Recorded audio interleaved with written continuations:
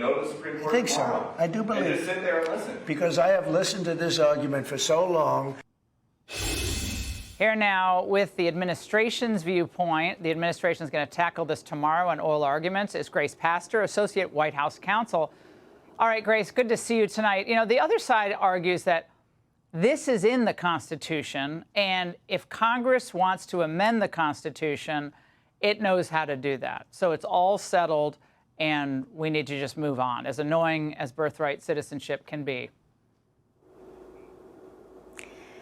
Yeah, before we get started, Laura, let me make something clear. The left would have you believe that this issue has already been settled, that the president's arguments are radical, but that's just not true. The Supreme Court has never resolved this issue in our nation's entire history. And President Trump is absolutely right. The Citizenship Clause was passed in order to give citizenship to the children of freed slaves, not illegal immigrants. So the arguments of critics are just wrong.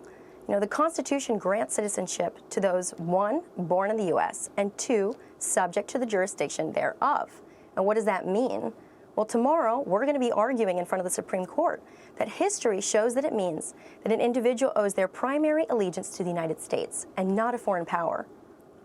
So that's the key phrase, subject to the jurisdiction thereof. And how the court determines that will determine the outcome of the case. Now, I know you probably haven't chatted with the president in the hallway in the West Wing, but why do you think he's going tomorrow? That's highly unusual. I'm so upset that I can't be at the court tomorrow because I'd love to see the stare down. He'd do it nicely, but it is a stare down. But why? Why is he going? I think the president made it clear what he believes his constitutional role is in interpreting the Constitution, and also he's, in my mind, would appear because he genuinely believes that the Supreme Court needs to look at the original historical baseline meaning of the Citizenship Clause. There's a lot of media around this issue, there's a lot of tradition, and there's a lot of thought that this issue has already been resolved, as you mentioned, for the last 150 years. But that's just not true.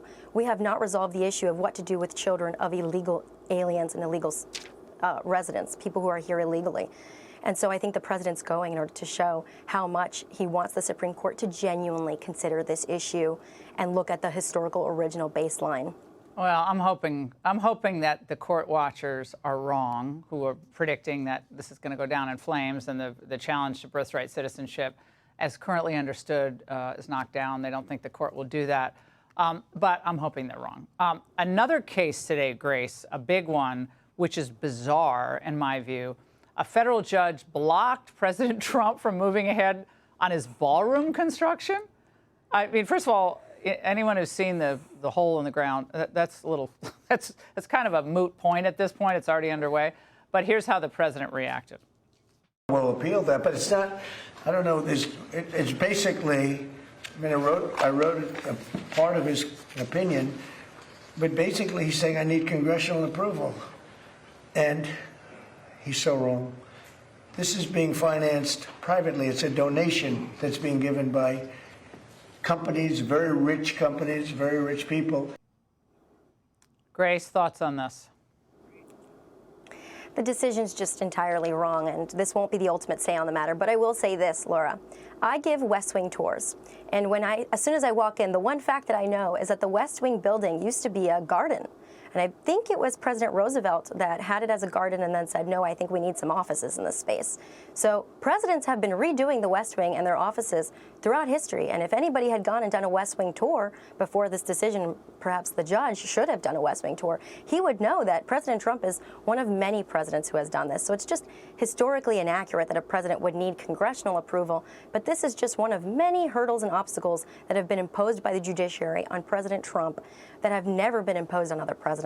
So we're, very much looking forward to victory on the ultimate issue. But this is just one of many the lawfare obstacles continues. That's They just don't. They don't stop. I mean, it's going to. They just have to wait for a court of appeals with a decent panel to overturn it, make its way to the court. But that's one of the more ludicrous rulings of many ludicrous rulings that I've seen in some time. All right, Grace, they have you busy over there at the White House Counsel. You're writing briefs, you're arguing, you're on TV, and you're doing West Wing tours. Anything else? All right, Grace. No hammer. No, don't pick up a hammer and start, doing the construction yourself. All right, Grace. Thanks so much. Be sure to like and subscribe for all the Fox News latest on YouTube and catch full shows streaming now on Fox 1.